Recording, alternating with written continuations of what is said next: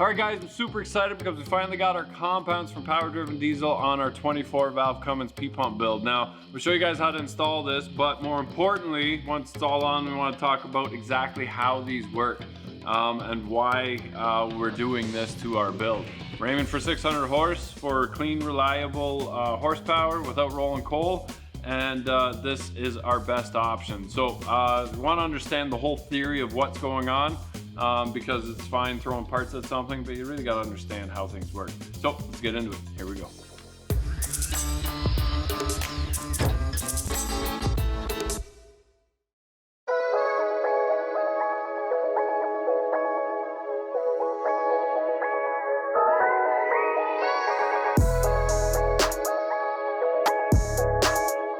So Silverado was like, why does the Ford get a bus engine? I want a bus engine. We're gonna put a bus engine in Silverado. We're gonna be cranking it up to about 500, 600 horsepower. With our budget and with our horsepower expectations, we are going with just the O-ring on the head. So now, how does it actually work? Besides looking beautiful, this is a very good setup on a modest budget to be able to get some really good results.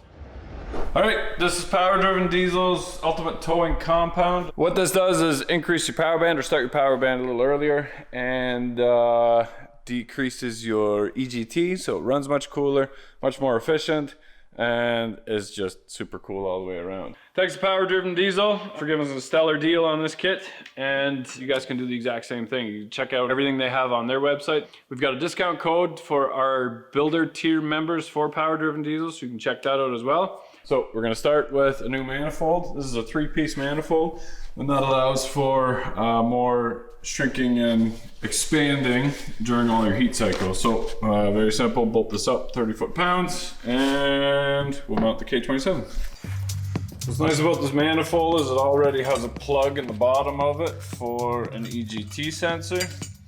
Monitoring your EGTs is extremely important, so you don't melt any pistons. I'll torque everything down, but number 4 and number 5, I won't bolt those down because they're kind of a pain.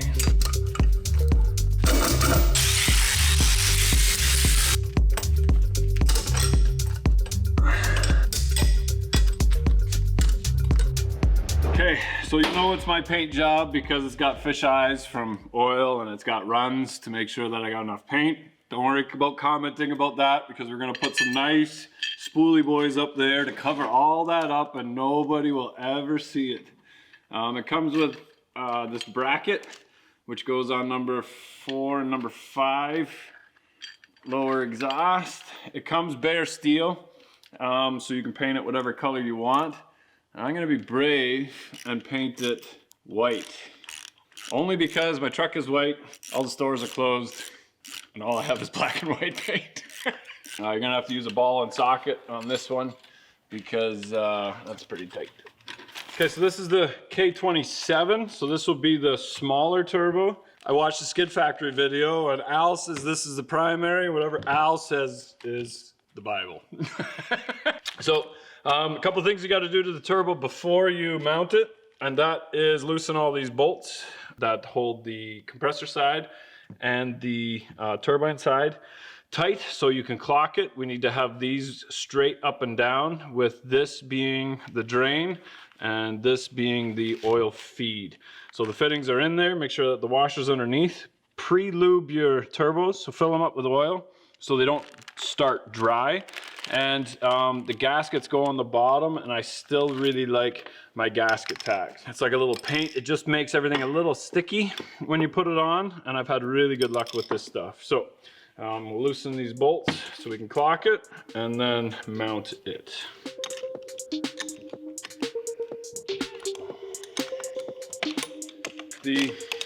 Was a T3 for the K27 with a divided flange. You can use your studs from your other manifold, but ours are so rotten that we got to do it this way.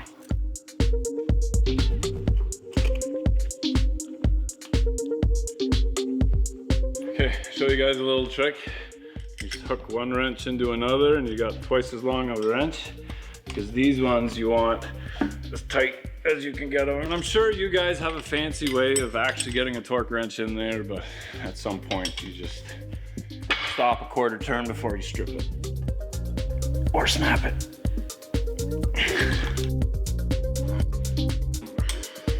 Okay, so we want this to be straight up and down. If you don't have it straight up and down, the oil is gonna hang in your turbo and it's gonna start coming out your exhaust. And all your buddies are like, whoa, you're rolling coal, except it's blue. And you'll be like, yeah. Now, I'm doing this on an engine stand. It doesn't make much sense for me to show it to you how to do all this in this truck, because these are actually meant for Dodges. And I've owned about 6 Dodge trucks, but not one of them has ever been on the road. They've just been donors to put it in a actual good body. So this, as you guys know, is going in my Silverado. We've got a reliable 3126 Caterpillar in our F350. And I've always been more of a stock guy, just because we have to get to where we're going, but this will be a bit more fun now that we've got another truck. Still spins. Okay, now that this is secured, we can clock the compressor housing, and it needs to kind of point over top. Now I actually have a little bit more room than the Dodges, but you'll have to experiment a little bit. Oh, that's so pretty. It needs a holder right here. I gotta get Vince to weld something right there, just a little tab. Oh, beautiful. Next one is peel the tape off of the where they painted it. This is still divided flange. This does work for other turbos if you want to do a different setup. And some of these might come with a gasket in between here. I'm not going to use them because most of these pipes are coming off again. I need to bend my plate up just a hair because you want this naturally to be nice and tight. So if it's not, you'll fight against that plate and it will have a chance of leaking.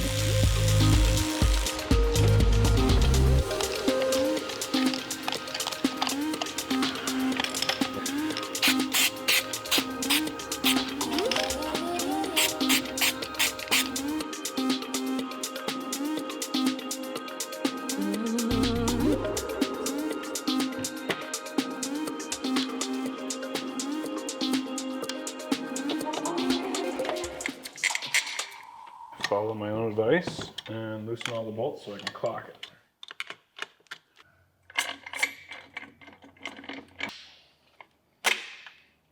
So I highly recommend that you pull your cab, pull your engine, put the engine on an engine stand and do this out in the open.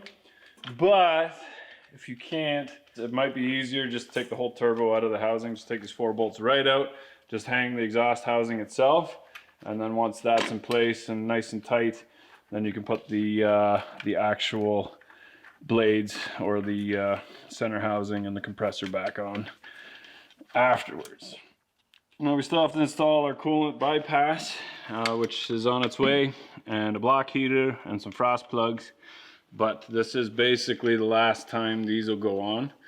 I might actually put my cab over top of this engine stand. I think this is even a better setup than it was with the 1 turbo, because my receiver dryer is like right here.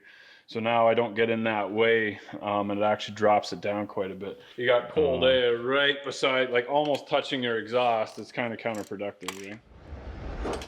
Okay, so there is an O-ring that goes in here. I'm not putting it on because we will be painting these pipes, but I just want to look at this pretty goodness. You want to make sure that your flanges line up nice. No point in making all the boost if you've got massive leaks everywhere. There we go. You see how that dropped in nicely? That is a perfect fit. There we go. Now's a good time to figure out your feeds. So this is actually an oil pressure sensor port, which is 8th pipe, I think. And this is a metric fitting, which actually fed the old turbos. So take that fitting out. With the kit, it comes with both fittings and the lines. Both turbos need to have oil coming in and going back out again. If you're putting this kit on a 12 valve, unfortunately you only have 1 bung for the turbo drain, so you have to do something with the oil pan. The 24 valves have 2 spots for it to go in, so just knock out, it's like a frost plug, pull it out. Don't let it go in the oil pan. We've got videos of how to pull the old drain out. I think we did it in a common rail. We had a big threaded bolt that fit in there tight, and you could pop them out fairly easy. But pull them out. The kit comes with the drains for both turbos. Oh man, that's beautiful. So anything pipe thread needs to have a sealant on there. I like a little bit of goop. You can use thread sealant, just make sure you don't get any in your oil fitting. So that comes with your oil feed lines. One's longer than the other, and you might route it different than me. Basically, you want to keep it away from exhaust as best as you can while still being long enough. We'd have to put a clamp or something somewhere, but that looks nice.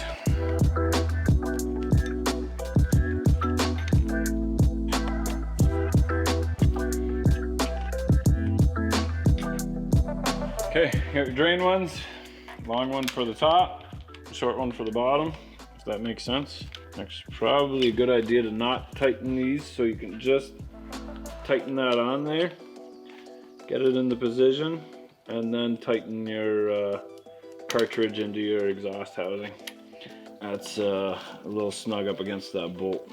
An Allen bolt probably would have been better in that one.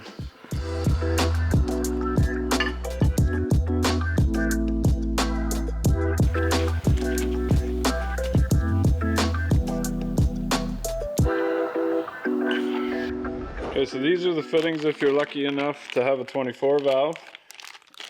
I'm gonna give you a nice little cap, but this will just push right into that bung above. Unfortunately, if you have a 12 valve, you gotta make this thing fit in there somehow in the oil pan. So good luck. Punch a hole and weld it in or thread it in. Just don't get any filings in your oil. Whether you have to drop the pan or not, this is probably the worst part of the job. Luckily, ours is on a stand and I've got 2 bolts holding my oil pan on. And above that, we don't need them. A little bit of oil, time for lubrication. Put a socket on that, just tap it in. 13/16 or 7/8, 12 point.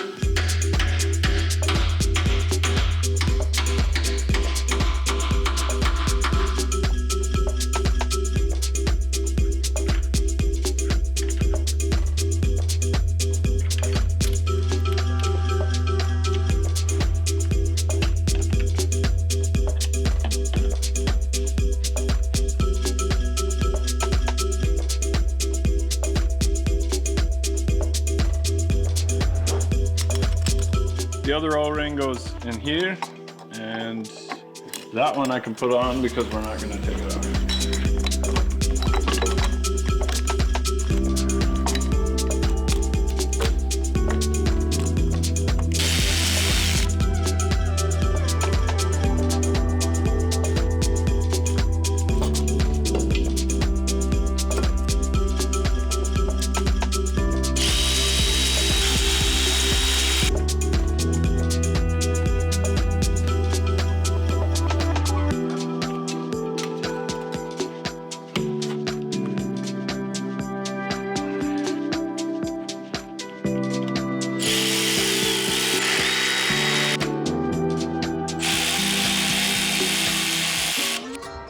All right, it's together. So now how does it actually work? Besides looking beautiful, like I love all the engineering and stuff that's gone into this. Now, people who work on turbos and that are a different breed of people. There's a lot of magic that goes into how much air is coming into an engine, how much is coming out, how much work a turbo can do, and when it shifts over and things like that. We're into variable vane turbos, we're into electric turbos now, but this is a very good setup on a modest budget to be able to get some really good results. To work your way through, I consider the small turbo, the K27, the primary turbo, only because it's the first one that comes out of your exhaust manifold and it does most of the work. It will do more work than your secondary turbo, which only gets activated when this thing is exhausted, when all it can do. So Your air filter is obviously where your air comes in, and this is why some people call this turbo your primary. It's because your air comes in through here. I like to consider it as the turbine doing the work initially, and the compressor being a byproduct of that. So that being said, the air comes in here and it's kind of idle while this turbo is moving, because the waste exhaust from the primary turbo is spinning this thing, but it's not under pressure yet. So while this thing is idling and this turbo is doing the work, your air is atmospheric pressure, 14.5 or 14.7, coming through here, and the air coming to your primary at lower RPMs is at atmospheric pressure. So this turbo spools up, it creates boost to a certain point, it comes out of the exhaust and goes to your intercooler and then goes into your intake. Now, the nice thing about a small turbo is it'll spool quickly, but the downside of that is it will get exhausted, where it physically can't get any more air through this turbo to be able to create the power that the engine can handle. So this one is internally wastegated. The first, or the primary turbo, is internally wastegated, meaning that it takes its own boost pressure from here and opens a diaphragm, which opens a flap here. So now the exhaust is spinning this turbo, but has a secondary way to go, opens up, and is now putting more exhaust into this pipe. This will now start to turn this turbine, which in turn turns the bigger turbo. So now, instead of this pipe being atmospheric pressure, this is now being boosted pressure. So instead of 14.7 psi, you're getting anything above that. So we're getting boosted air getting pushed into our primary turbo or compressor, which is compounded, and then we get extra pressure coming out. So not that these numbers are correct, but say if you get 50 psi on your boost gauge, which is at your intake side here, this turbo might only be doing 25 psi, and this turbo is only doing 25 psi. Could be 20, 30, could be whatever. There's compressor graphs to see where you want your engine to be at the perfect power band. When do you want the most torque? What RPM are you running at mostly? And that all correlates to when do you want to put your fuel in your engine to achieve those power goals. So on a 24 valve system, you can get the benefits of this system just simply with a tune. You can tell your VP44 to just spray more fuel at a certain time, and you can get a considerable feeling of more power. We are going with a P-pump, which is why the engine is still sort of disassembled. I need to take the timing cover off of my running 12 valve and put that on this engine before I can install my camshaft and my injection pump.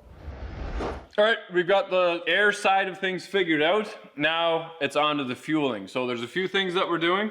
We send our P-pump out to Power Driven Diesel, and they put bigger delivery valves in it. They also gave us 100 horse injectors, but we're also going to be talking about AFC Live. So AFC Live will allow us to tune the mechanical pump inside the cab of the truck. So you definitely want to stick around for the next video on the Cummins, but in the meantime, we will also have some videos on the F350. Almost a contest as to which truck is going to get done first. Either way, I need a truck, so I'm working my ass off to get these trucks done just for you guys and for me, so we can pull a race car around and have some fun with that this summer. So thanks for watching, guys. Remember, if you're not filthy, you're not rich. Here we go.